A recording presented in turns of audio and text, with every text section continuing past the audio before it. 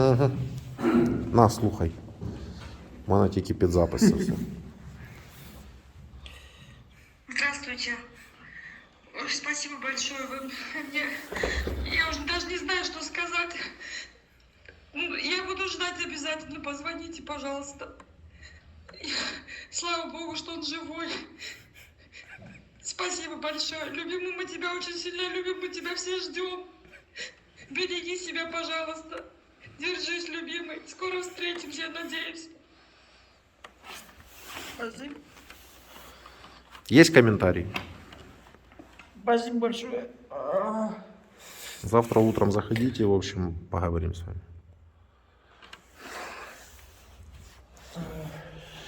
Меня зовут Владимир, я журналист. С вами мы уже вчера, в принципе, познакомились, правильно? Так, да.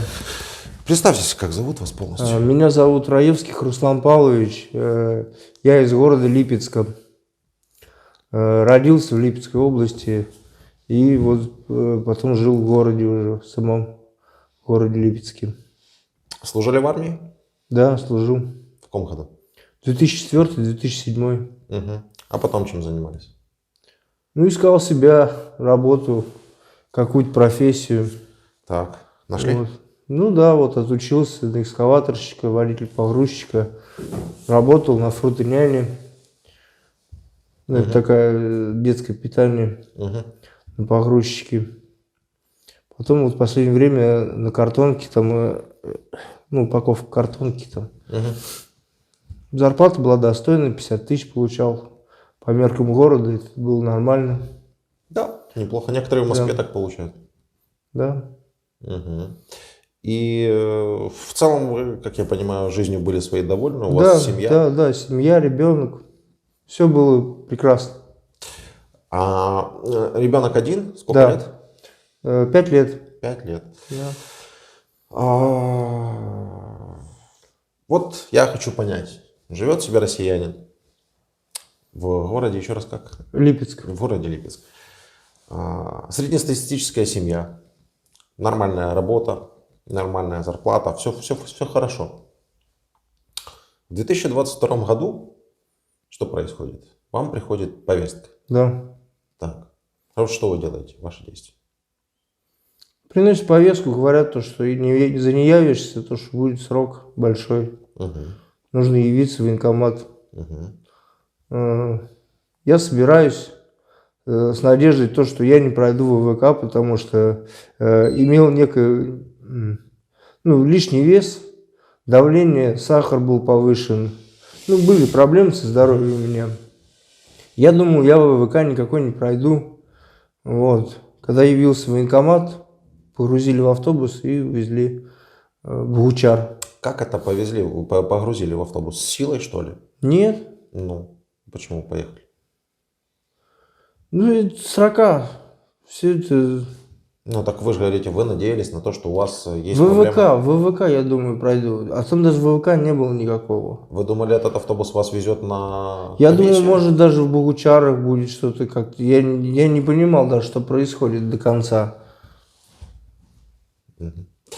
С 24 февраля вы интересовались тем, что происходит вообще вот в Украине?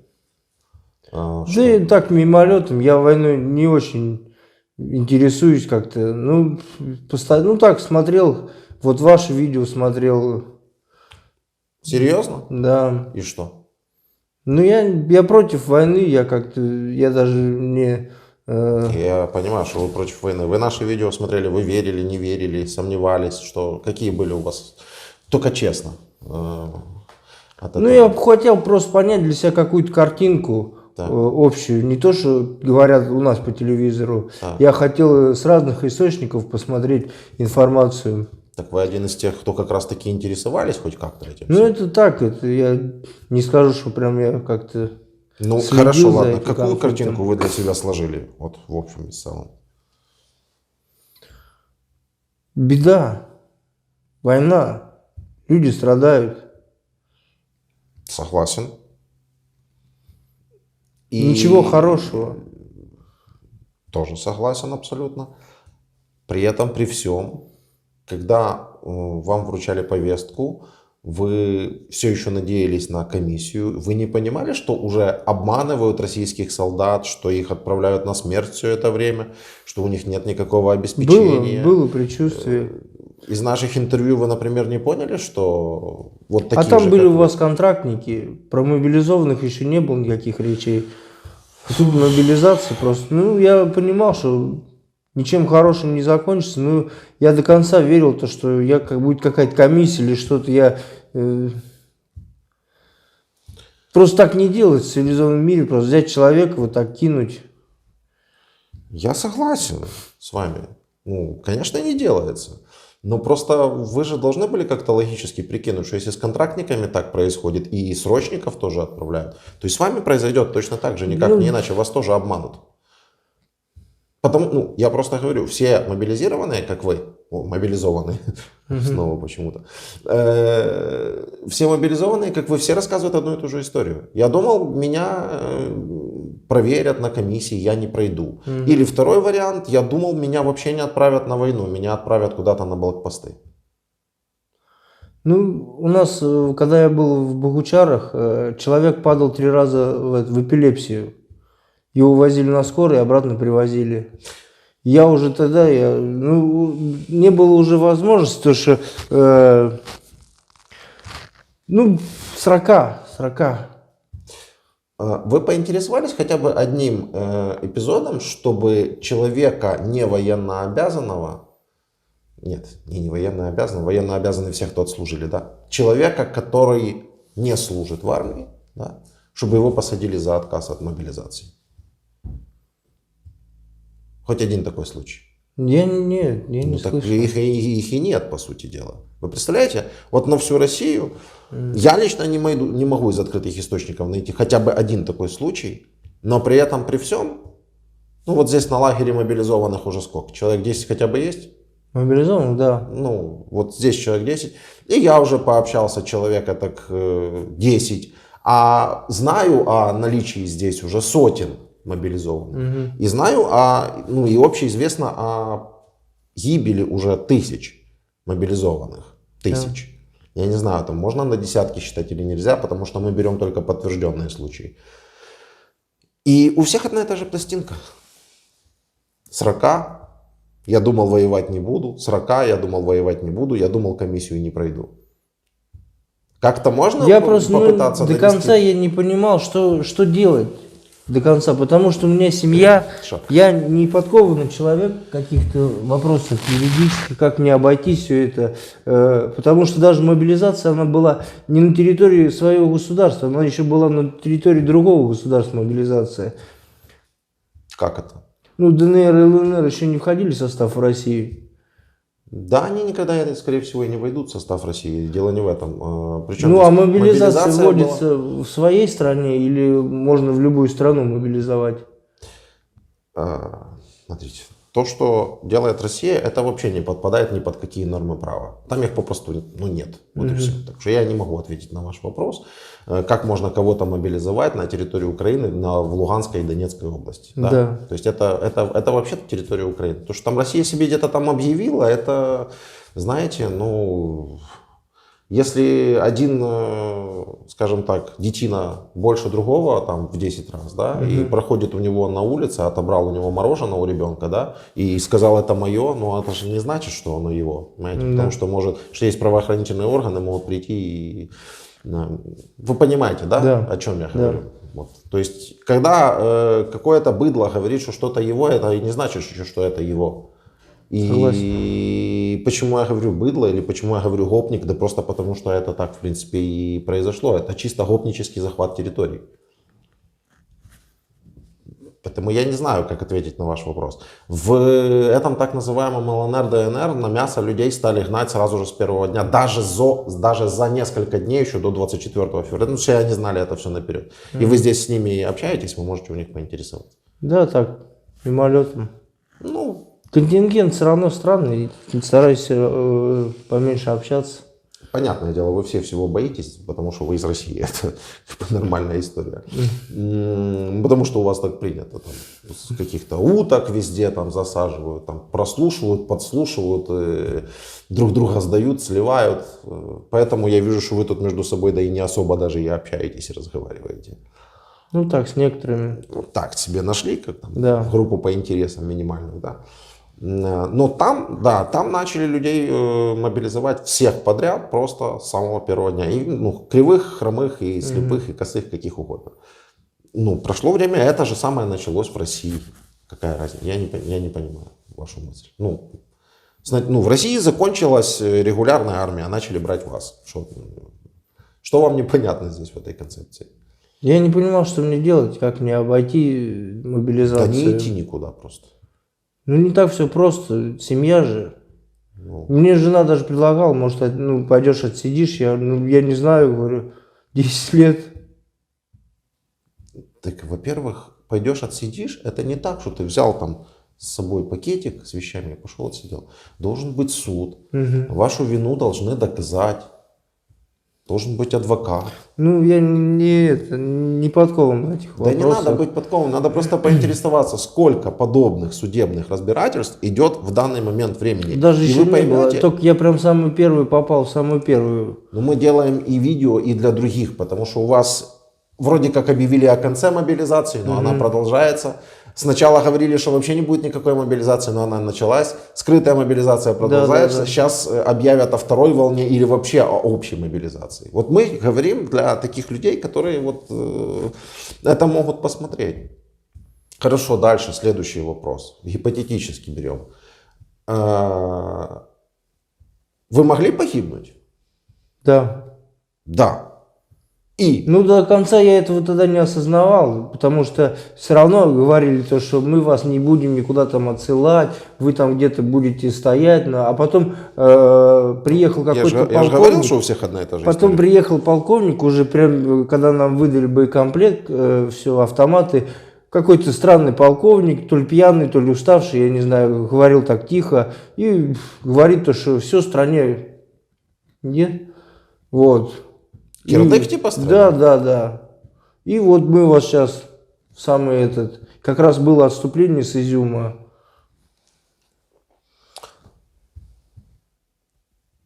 Какое ваше отношение имеет страна к Изюму? Не знаю, Как ваша страна? не Какое знаю, имеет я не отношение? знаю этого. Моя страна имеет отношение к моему городу, к Липецку, Ну, есть к территориальные границы столице. Да, приняты, правильно? да. У вас земли там мало.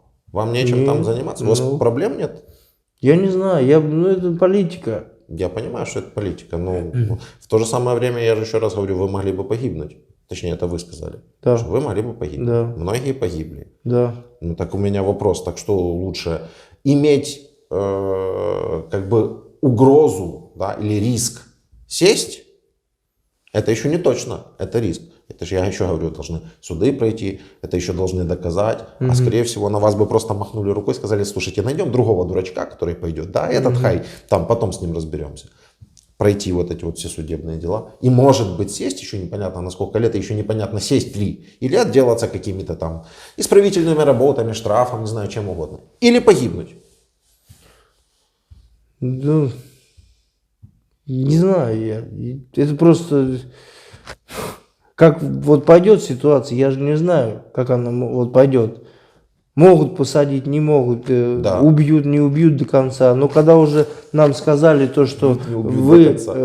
ну, потому что они же сначала говорили одно, а потом в самом конце они уже сказали совсем другое. Вы можете рассказать вот россиянам, российским солдатам, да, будущим там мобилизованным, как все происходит? Вот расскажите. Вот вас вывезли, вас учили, вас обмундировали чем-то? Обмундировали, да, бронежилет дали, Всё каску дали, новая. Все дали. Да. Потом учили вас стрелять? Нет. Не учили стрелять, неважно. Других могут даже научить. Хорошо, допустим. Дальше.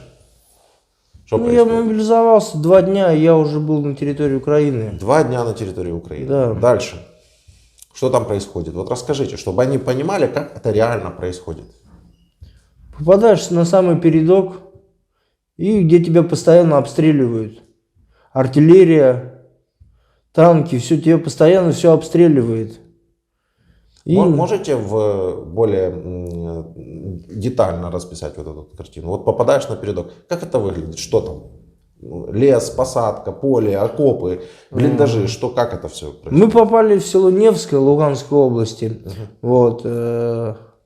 Странное село такое, ну как странное, просто находилось в такой местности болотистой, где не вырыть окоп, не было в деревне ни одного подвала. Вот. И нас целый месяц обстреливали артиллерия. Целый месяц. Было много трупов, 300-х. Очень, ну каждый день. Давайте каждый так, день. сколько вас там вообще было? Вы можете прикинуть эту цифру? Ну, общее число я не знаю, потому что мы находили, вот у нас, вот еще они просто сделали как в Богучарах, они мне не пробили, к какому я полку отношусь, они просто сказали условно, вы 252-й стрелковый полк. Вот. Это нигде не пробито просто, и вот я даже не знаю, как насчет обмен пленных, кто, какие, где, куда списки подаются, потому что такого полка, я даже не знаю, наверное, может, не существует. Вот. И вот мы стояли в селе, самый последний дом, подходы к селу к этому.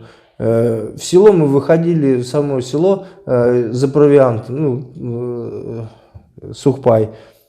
Ну, особо никого не встречали, так, местных, дедушки, бабушки. А так, примерно, ну, потом, когда мы уже выходили, когда нас уже начали расстреливать там, общее вот уже было человек 125. Это когда выходили? А сколько ж погибло тогда? Много погибло. Много. Не знаю. Кому-то и 10 человек много, Путину вашему Я общее общее число я не знаю, сколько было. Ну, трупы валялись по деревне, мы когда уходили, валялись трупы, никто их не собирал, обгоревшие все, раненые были. И вот бросили раненых. Вот у нас был комбат, он контрактников, батальон контрактников стоял.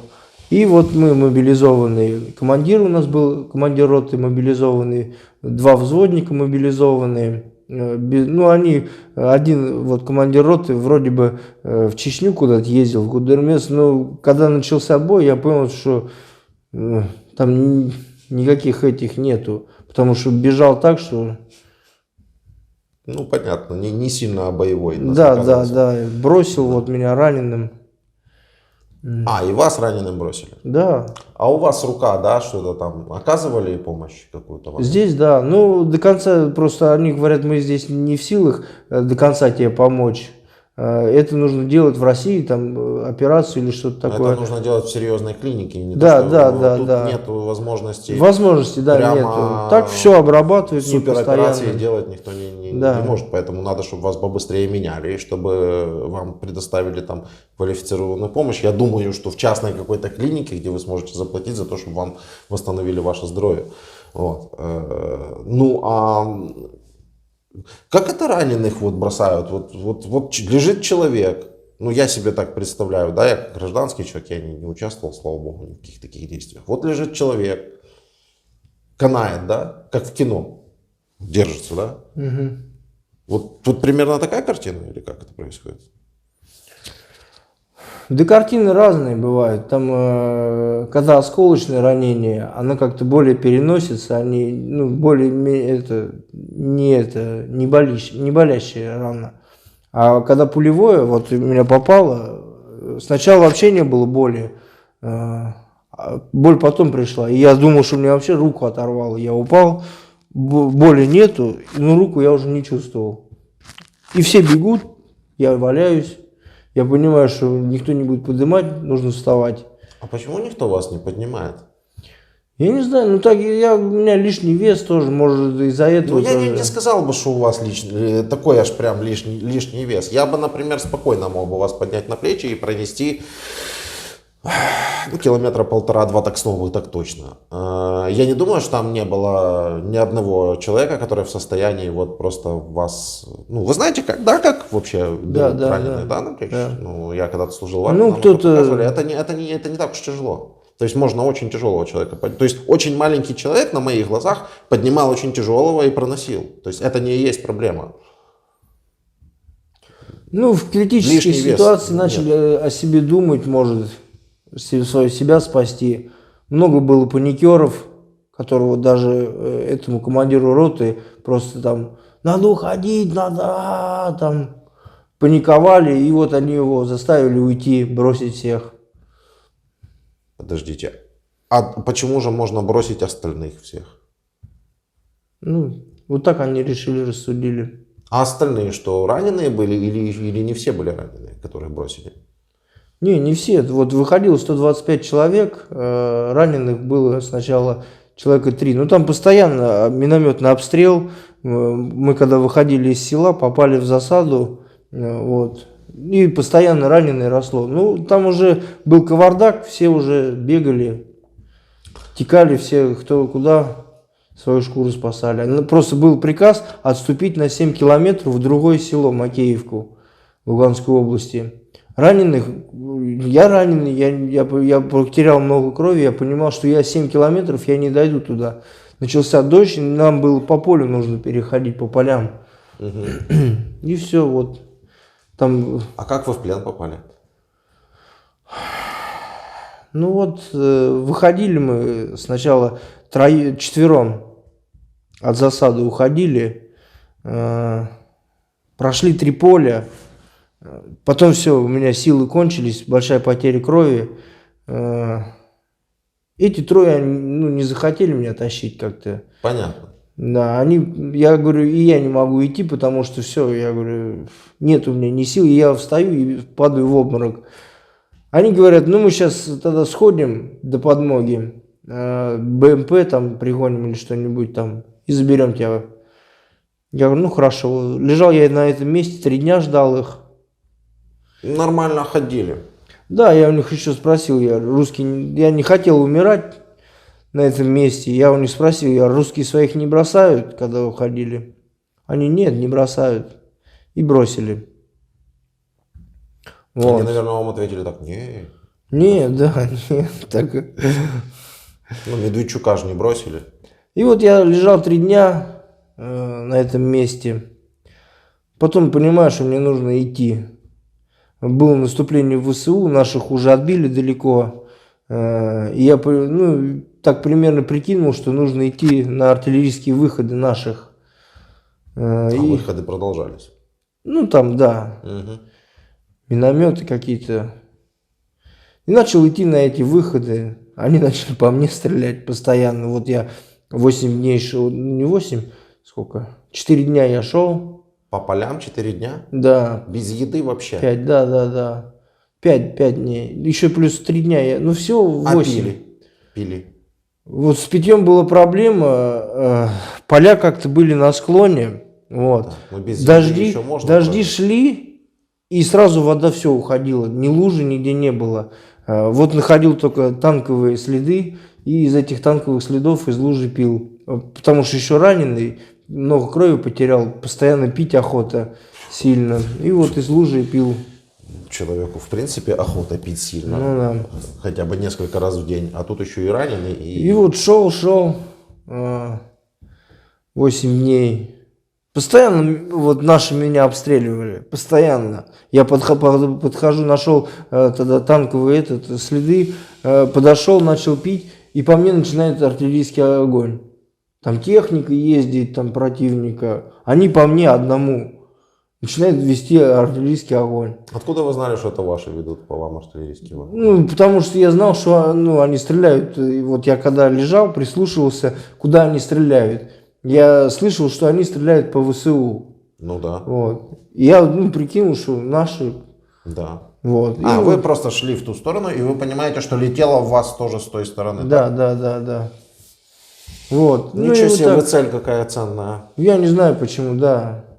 БМП там вообще танки ездят. Вот нашли цель, пьющие из лужи. И по мне огонь. Российский мобилизован. Ну, не знаю, вряд ли. На минометах там идут у них обучение сначала. Не, вы говорите, пьющий из лужи, я говорю, пьющий из Да, лужи, да. российские мобилизованные. Российские Это как бы мобилизованные, основная да. цель для артиллерии оказалась. Ну и вот он вышел. Сначала вышел на позиции, где стояли раньше ВСУ, окопы. Там нашел провиант. Яблоки, печенье какие-то. Ну, ВСУ оставили. ВСУ, да.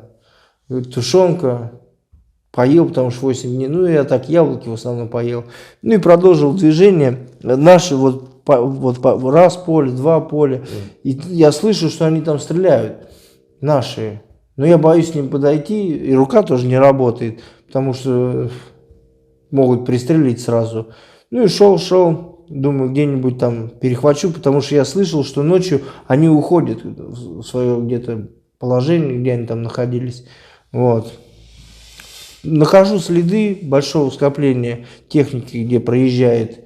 Ну и думаю, подожду до вечера, когда они будут уезжать, тогда выйду. Сижу, смотрю, едет УАЗик, Патриот, зеленый. Все, военные номера. Я раз кричу там. Они меня тоже увидели сначала. Подъезжают. Руки, говорит, подними. Я говорю, я раненый, оружия нету. Одну руку только поднять. А вы оружие с собой не тянули уже все это время? Не, все, броник, все я не мог. Мне обессилен был, все Ну, сняли. логично, да. Да, он и когда это командир роты, я ей отдал этот автомат. Ну, мне кажется, они его выкинули, потому что тащить это все. Вот. Оказалось, это ВСУ. Они все сказали, не бойся. А военные номера, как вы определили? Ну, они одинаковые у вас? Да, они там 50 РУС, там черные номера. Черные номера, Черные, белые да, буквы. да, Вы так да, поняли, да? Да. Понял. И что? Говорят, все, сдавайся? Да. Понятно. Ну, давайте позвоним Жене уже, что ли. Она уже ответила, что ждет звонка. Даже не так, даже видеосвязь попробуем. Если потянет. Если не потянет, то перейдем на обыкновенную.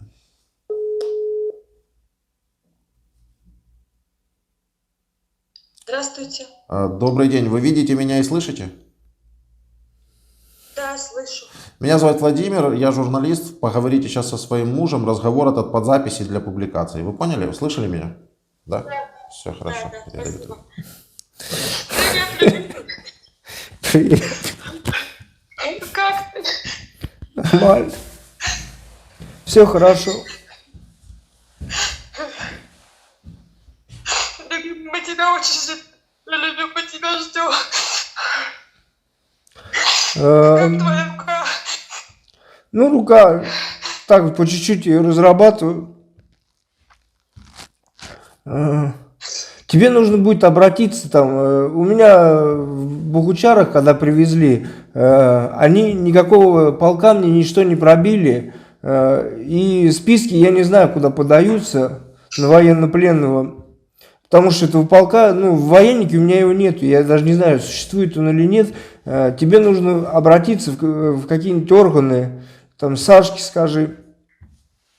Пусть Хорошо. он к сестре, к Светке попробует обратиться. Я ранен, ну ничего такого, но мне нужна помощь уже на территории России. И нужно посуетиться, чтобы меня обменяли побыстрее. Я не уверен, что Хорошо. наше государство просто подсуетится побыстрее на обмен. Тебе придется. Хорошо, любимый. Саша, все тебе большой привет, они все ждут тебя, все любят, мама, папа, я всем сказала, все рады. Все молятся за тебя. Мы все тебя любим, береги себя, пожалуйста. Все хорошо. Мир очень скучает за тобой. Не переживайте, все хорошо у меня. Тебя всегда любит каждый день. Не переживайте. Я вот что-то не очень понял. Можно вопрос? Я вот не очень понял. А вам что, никакой информации по нему не дали? Нам говорят, что он на службе, что все хорошо, больше ничего такого не было. Вы когда в плен Что попали? все хорошо, 2 груз ноября. 200, груз 300 нету, что жив-здоров. Пропал 25 Как бы, что октября. лучше. Он пропал со связи 25 октября. Нет, с женой я не был в связи. Нет, Просто мне меня, последний раз меня сообщали бросили. 20. У меня вообще не было связи, мы с ним не разговаривали. Мне передали, девушка одна позвонила, сказала, что папа вернулся оттуда, он видел вашего мужа, что он жив-здоров. Это было 23 октября. Правильно. Они А сказали, он? что они его видели. И все, и больше не было никаких Правильно. вестей. А он 25 октября Да, меня бросили раненым уже уже. фактически, ну его, короче, да, прямо скажем, его бросили раненого, потом послушайте, 25 октября. Правильно? Да. Ну, и что, за это все время вам нельзя было сообщить, что ваш муж уже не служит, не воюет? Вы знаете, нам было сообщение, что он в плену. Но как бы мой брат везде обращался, везде все это было.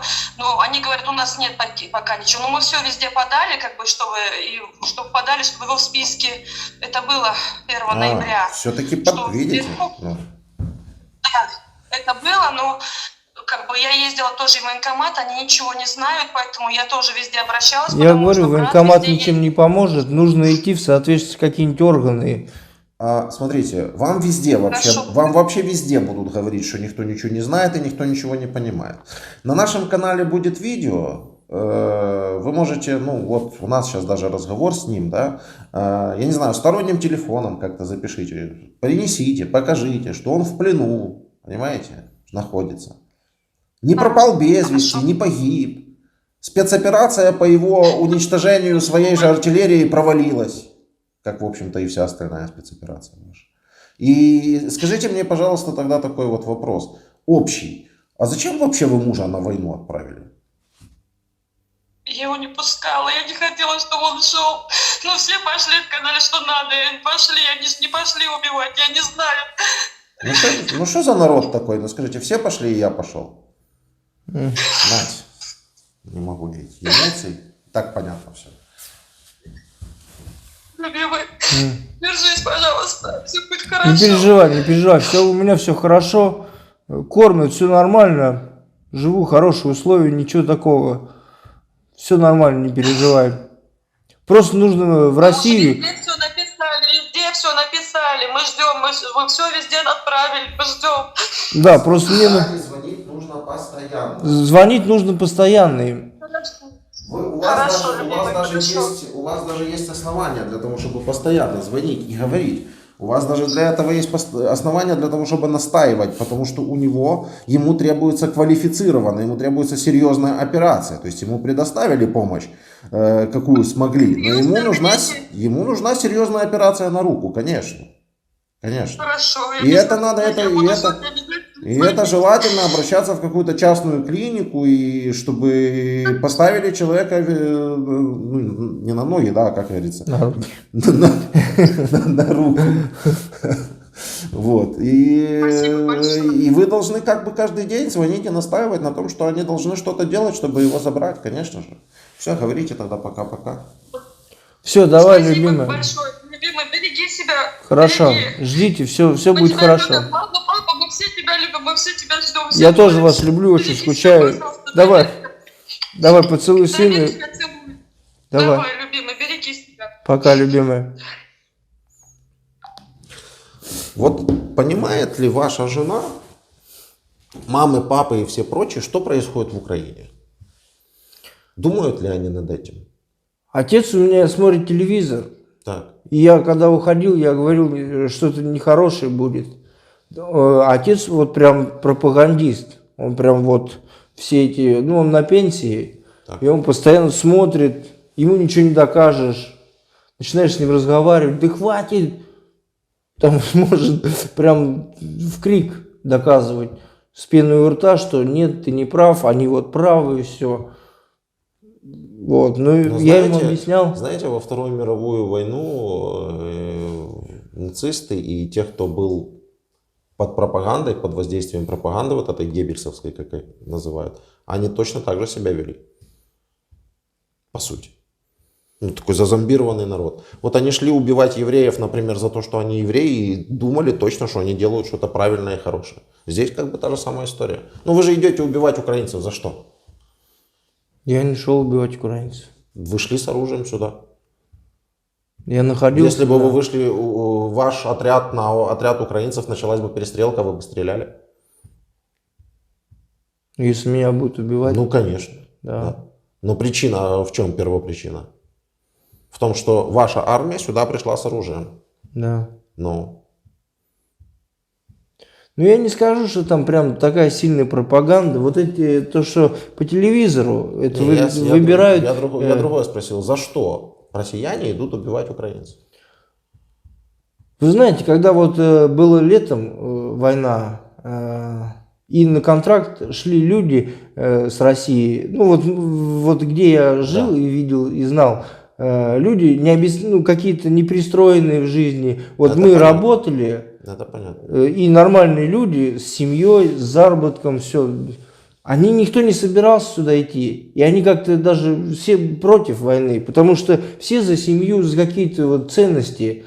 А те, у кого нет ценностей, они шли. Да. Пьяницы какие-то, вот наркоманы, они шли сюда. Сейчас с тюрем гребут. Да, с тюрем гребут. Вот. Здесь вот у нас Что? случай, они, вот я с ними разговаривал, приехали Вагнер или кто там, они не прошли по детектору лжи, и их оставили, а потом приехало Министерство обороны, и их забрали на войну. И вот они попали вместе со мной сюда в плен, и их самыми первыми обменяли. Я ранен, ну они тоже там некоторые были раненые, но их обменяли, а меня бросили. Как бы это вам объяснить? И нужно ли вам это объяснять? Ну, видимо, за них походатайствовали как-то особо. Ну, напрашивается такой вывод или нет? Ну да. Ну, я не знаю, это чисто на логичном вот уровне. Нет, ну, вы вчера присутствовали, вот мы показывали вам некоторые эпизоды. Вы для себя вы что-то новое узнали?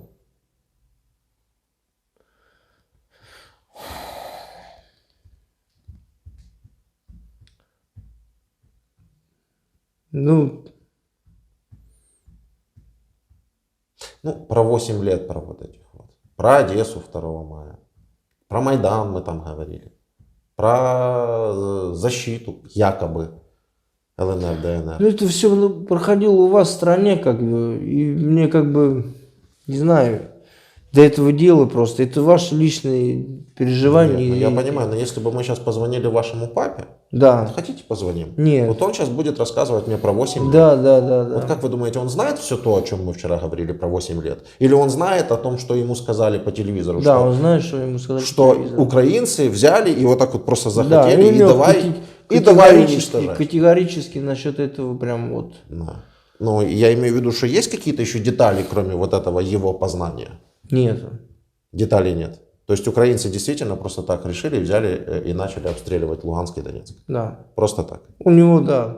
Нет. Я понимаю, что у него, да. Из того, что мы вчера говорили, показывали вам, вы понимаете, что есть очень много всяких деталей. Да. Я увидел, да. В общем, ссылка на нашу нарезку про 8 лет, она всегда закреплена к нашим видео, и вы там можете посмотреть. Если вас правда интересует эта тема, почему это все начиналось, как это все происходило, причины и следствия, текущие моменты, процесс этого всего, вы можете перейти, посмотреть и задуматься. Да? Мы вчера с жителями Луганска и Донецка, там очень много их было в Дискуссии, да. Да, дискуссию вели. Вы видели, они меня в процессе разговора раз 10, наверное, спросили, а зачем же Украина обстреляла самолетом ОГА? Да, А зачем да, же да. Украина обстреляла самолетом? А я им каждый раз говорю, подождите, давайте до этого дойдем. И пока мы шли по этому процессу, оказалось, что до того, как это произошло, этот эпизод, о котором мы 2 говорим, вертолета. сбивались украинские вертолеты, Да. заходили российские войска, стреляли из жилых районов, то ли градами, то ли чем, я вообще в этом разбираюсь. То есть на территорию Украины зашли российские войска и развязали полноценную войну, стали сбивать украинские вертолеты, стали обстреливать украинские позиции, там убивали украинцев, которые были с украинской позиции. А уже только потом был удар по ОГА, и то, когда я задал вопрос, а вы вообще уверены, что это украинский самолет? Никто не привел вообще ни одного аргумента в эту пользу. Да. Не знаю. Вот не знаю, украинский это был самолет, не украинский, какие причины у этого могли быть, кому могло это взбрести в голову. Но смысл в том, что на тот момент уже началась настоящая война. Она скрытая была, и в этой скрытой войне на ту сторону доносилась исключительно однобокая информация. И ваш отец знает тоже исключительно однобокую информацию. Я так думаю, что его, в общем-то, другая не интересует. Да. Но если он своего сына как бы слушать не хочет. Нет. Печально. Я ему, когда даже уезжал, я говорю: пап, перестань смотреть свой телевизор. Говорю, это прям реально до сумасшествия. Постоянно смотрит вот и прям все в это верит досконально. Все там будет хорошо, вас там сейчас какой напередок, вас там сейчас сзади, вы там не переживай, все, да хватит, пап. Я говорю, у меня даже предчувствие какое-то, я говорю, если меня туда заберут, я говорю, то все, можно быть, не ему вернуться. так проще. Ну, не знаю. Но не надо напрягаться, и вообще смотришь, и хорошо, и прям тебе рассказывают то, что ты хочешь слышать. И так легко и приятно жить. Правда, зачем так жить, это другой вопрос. Ну, каждый выбирает. И то, что даже выливать идут, я говорю, это люди, которые либо без гражданства, которые просто у них профессия или жизнь, война. Ну, когда вот, я говорю, летом была война, никто из вот достойных людей, который работает, семья все зарабатывает, для семьи живет, никто не хотел сюда идти и воевать, гибнуть. Ни за что. Ну, это понятно. Но как нам донести вот в Россию сейчас до других, которых могут, допустим, мобилизовать? Я не говорю уже за тех, которые за деньги идут. Все, понятно, не совсем люди. Понятно. Ну, люди, которые идут за деньги убивать, это просто люди без всего внутреннего, да, что обычно бывает у людей. Что мы можем сказать вот таким, как вы, нормальным людям, с семьями, с ценностями? Что мы можем им передать, чтобы они поняли? Ну, я не знаю, идти до конца, не поддаваться, не давать себя, чтобы тебя кинули вот так вот на войну, напередок, чтобы тебя здесь просто убили. Ну, не давать, как-то бороться за себя.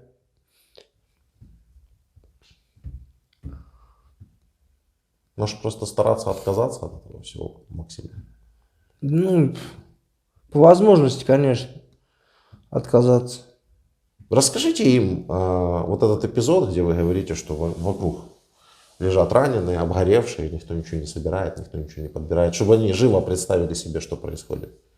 Да, когда приказ пришел на отступление, и мы пришли в центр села, там велся минометный обстрел, и комбат, который приказал нам отступать, командир батальона этих контрактников, он сел на БТР и уехал. Приказал, что 7 километров отступать. Техники больше не было никакой. Валялись трупы, вот раненые. Не было техники. А много вот вокруг, на взгляд, трупов и раненых? Сколько? 10 Вот человек, трупов я где-то 10 примерно. Ну, это же там они прятались еще во дворах. Это же вот так, как я мы имею в виду в шли кругу по вашего улице. обзора. Шли по улице, да, и вот так где-то 10 примерно было трупов военных. А раненых? Ну, я не знаю, вот человек 5, наверное, было раненых. Понятно. я И вы как-то- идете, вокруг лежат, вдоль дороги лежат, получается, трупы, Да, лежат да. раненые, вы идете. Да. Один. Там иногда меня бросали же. Я вот иду, все, я упал, сил нету, допустим. И мимо проходит группа, подбирают меня, начинают вести. Проходим немножко там, ну, сил нету, постоянно кровь, боль. Вкололи пармидол, но пармидол, когда большой человек, он особо не ощущает. Ну, как Сколько вы обезболивающее. весили на тот момент? Килограммов, может, 115. Вот сейчас я 115? 100, да, вешу. Ну, вот похудел за 8 дней, наверное. Здесь Ну, просто за кормят. 8 дней без еды, да, можно скинуть, согласен. Здесь нормально кормят? Да. Работаете, что-то делаете Ну, такое, да. на промке? Не, на промке нет, так вот. Уборка А, по какая-нибудь. хозяйству, я Да, понял. по хозяйству. Легкий, потому что у меня нервы перебиты. Ну, конечно, как вы можете работать на промке? Что за глупый вопрос, действительно. И вы говорите, ну, вели, а потом что, бросали? Да, бросали, потому что я садился, а там сзади лупили постоянно огонь, миномет еще падает. Миномет, это... Я даже потом уже не обращал на миномет, уже внимания никакого. Раньше я боялся, там, когда миномет. Я уже просто уже не обращал ни на что внимания, потому что весь в крови там. Такое, конечно. Ну, хорошо. Постарайтесь себя сберечь, не идти ни на какую войну, постарайтесь отказаться. Это того не стоит. Вы бы отказались, если бы сейчас знали все Да. наперед? В тот момент, что бы Да. вы делали? Я отказался бы. Вот прям на отрез. Да. Просто вот проигнорировали бы Да. повестку. Верно. Ну вот, в принципе, так, наверное, и надо поступить, как по вашему опыту. Да. Вы говорите, вот эти люди, которые погибли, вот погибли люди. Все, обгоревшие тела, их больше Ну, нет. в основном это были контрактники. Неважно кто, не суть. Ну, россияне, Да, люди, да. люди. За что? За что погибли? Я не знаю, за что контрактники вообще погибают. Да нет, неважно. Любой человек, любой россиянин, который пришел на территорию Украины с оружием, за что он погибнет? Ни Может за что погибнуть? вообще. Такого Просто. уже быть не может. Жизнь впустую прошла. Нет. Смотрите, у вас есть президент, да, какой-то, главнокомандующий, Да. который объявляет какую-то спецоперацию. Да? Да. Значит, они идут сюда, потому что их послали сюда в рамках этой спецоперации? Некоторые просто как авантюру это. Хорошо, ладно. А те, которых вот послали как вас? Вас же послали, потому что спецоперация идет какая-то, Да. так называемая. Правильно? Да, да. Значит, у него же есть какие-то цели? Возможно. Значит, В они, эти значит, они за цели- что погибли? За цели президента. Ну, логично же. Ну да. Ну, да, я понимаю, что я провел вам логичную цепочку, но это же так. Да. А теперь последний вопрос, самый главный. А какие же это цели? Не знаю, захват Украины. Понятно, что был такой план изначально, но явно, что он провалился.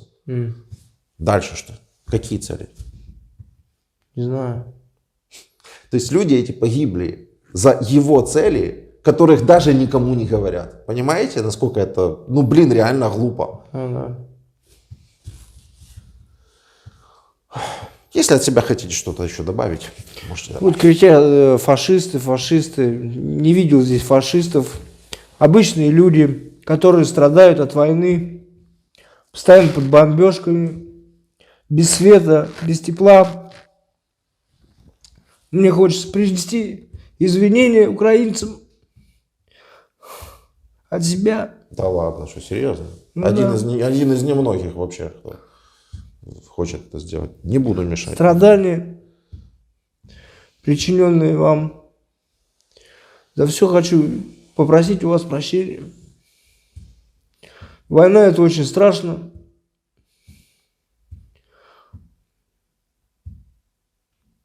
Так, Хотите, чтобы закончилось это все, я так понимаю?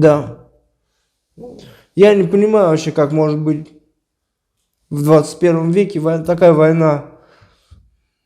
И, если честно, я думаю, это вообще Третья мировая, когда я находился на позиции. Реальное ощущение Третьей мировой войны было. Там так все летело, там все взрывалось, это ужас был какой-то. Просто люди гибли вообще просто как пачками. Ну, Это ужас был. ну, локально в вашей ситуации, конечно, это может ощущаться как просто апокалипсис какой-то, естественно.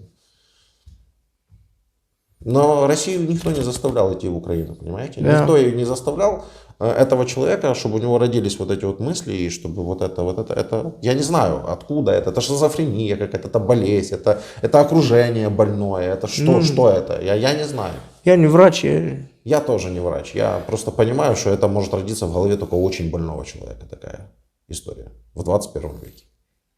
ну просто такую войну, конечно, это вообще страдания людей Дети умирают. Это ужас просто происходит какой-то. Я как сам отец, я просто не представляю, если вот так, что тут случится с моей семьей. Представляете, был случай, реальный случай, там вообще таких много уже было случаев. Пасха была. Папа семьи, ну вот как вы. Это реальный случай, это можно проверить. Пошел в магазин пасочку купить. И пока он пошел пасочку купить своей семье, в его дом прилетела и погибла его жена, ребенок и, по-моему, еще ее мама. Вот он пришел, купил, приходит, а дома нет, и семьи его нет.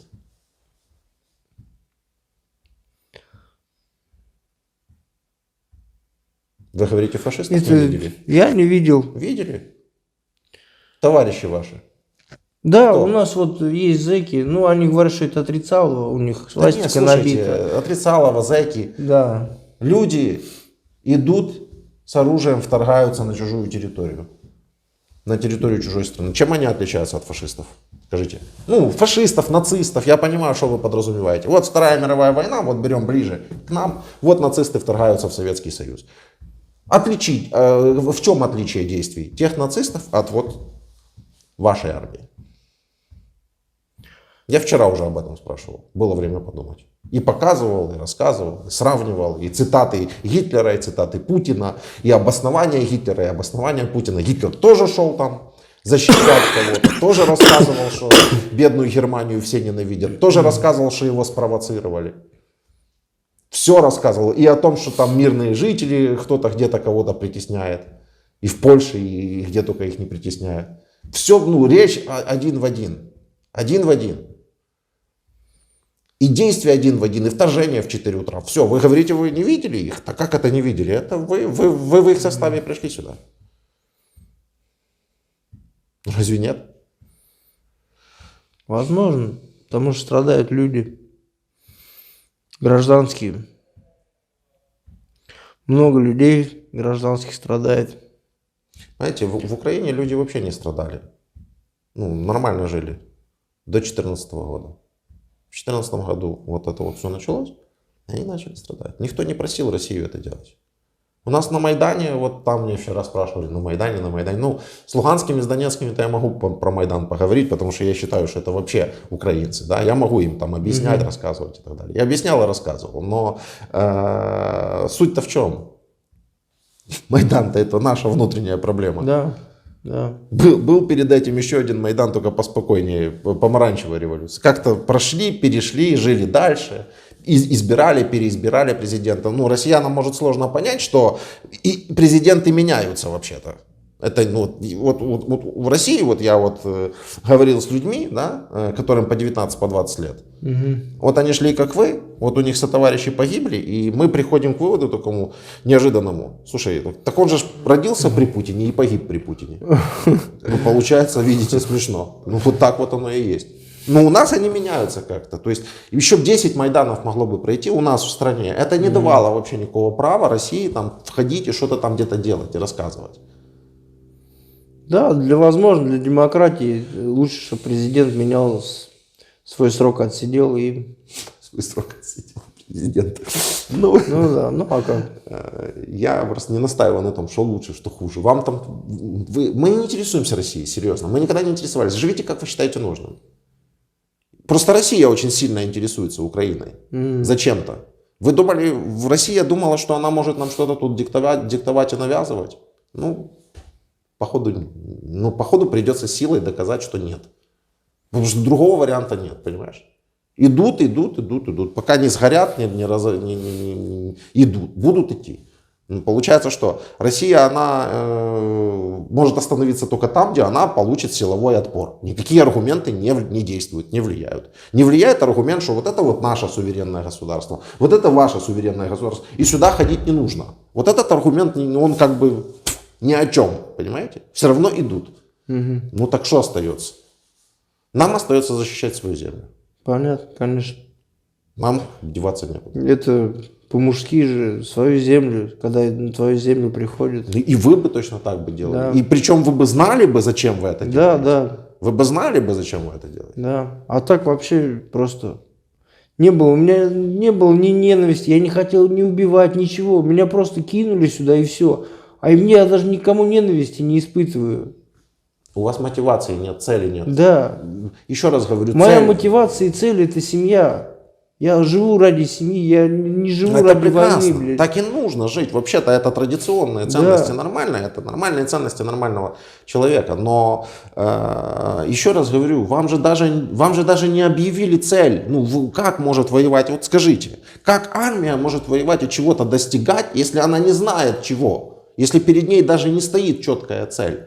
Ну, сначала, понятно, прыгали, бегали, кричали: Киев захватим. Да, если бы Киев захватили, конечно, это все бы закончилось бы за 3 дня или за неделю. Понятно, но не получилось. Дальше отходят оттуда, отсюда. Потом Харьковское направление, потом Херсонское направление уже по чуть-чуть. Сейчас Запорожское, я уверен, начнется. Ну, я не знаю, какие тактические цели, но я думаю, что мы все равно заберем все свои земли.